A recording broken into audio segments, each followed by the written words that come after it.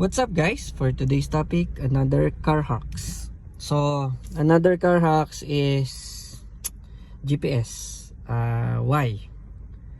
Why GPS? Kailangan yung maglagay guys ng GPS. Hindi naman kailangan, pero napaka-importante nito lalo na ang daming magnanakaw sa mundo ngayon, 'di ba? For example, ito kunwari, nanakaw to. Pwede mong masundan kung nasan yung kotse nyo using tong GPS. Well, basic siya. So, for example, ganun. Tapos, ano pa bang advantage siya may ganito? Parking, guys. Parking. Minsan, ipapark mo yung kotse mo, makakalimutan mo. Oh, paano na? So, meron tayong find ni ganito. Pwede kayong bumili. May Ugreen, may Apple.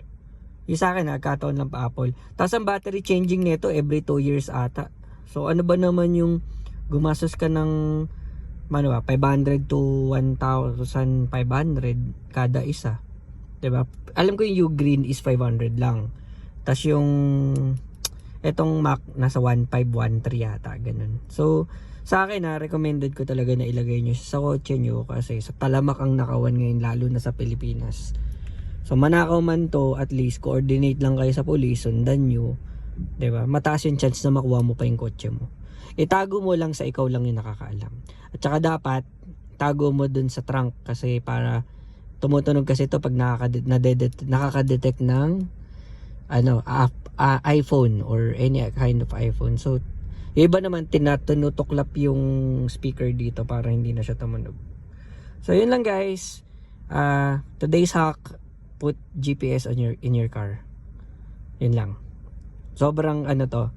Maybe hindi pa ngayon pero eventually baka at least 'di ba, manakaw man yung kotse mo, may chance ka.